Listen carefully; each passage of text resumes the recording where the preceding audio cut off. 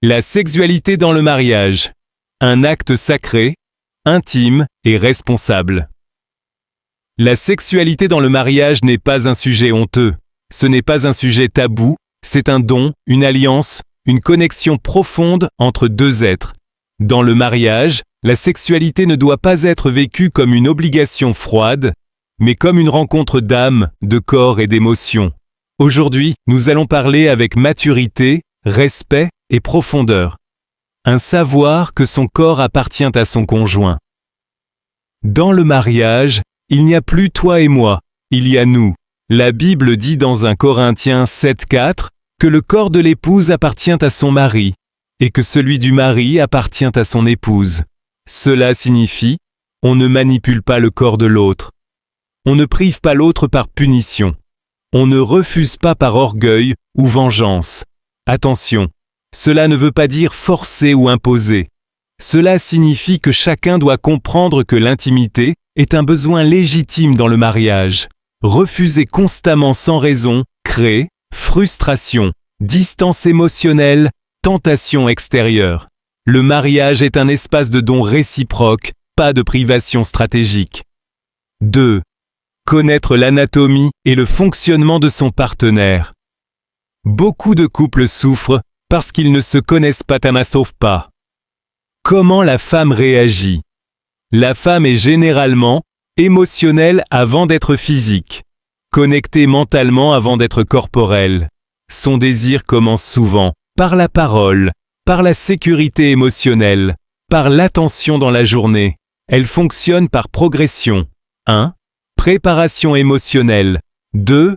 Excitation progressive. 3. Sensibilité accrue. 4. Apaisement après l'acte.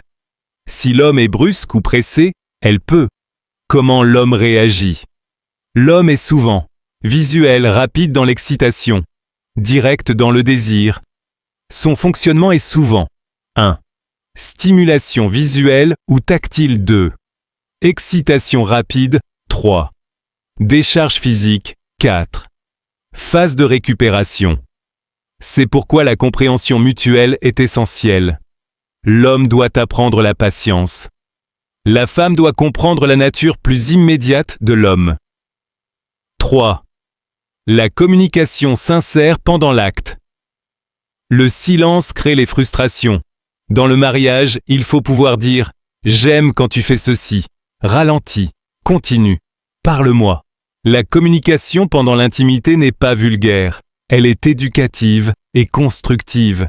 Elle permet d'éviter les malentendus, d'augmenter le plaisir mutuel, de renforcer la complicité.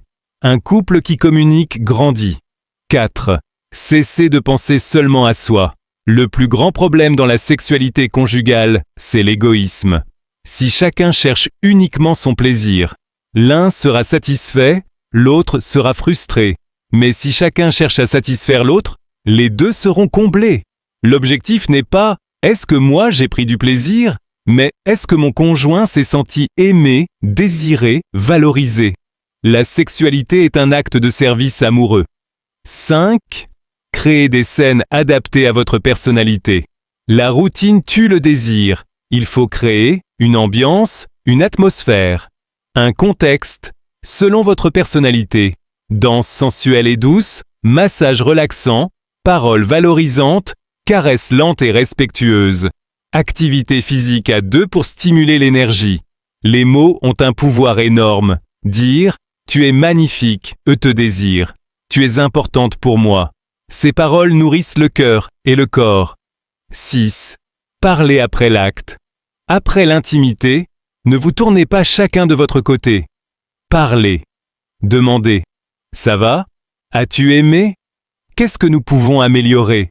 Sans accusation, sans critique, sans humiliation. Toujours en équipe. Le lit conjugal est un laboratoire d'apprentissage permanent. 7. En cas de maladie ou dépression.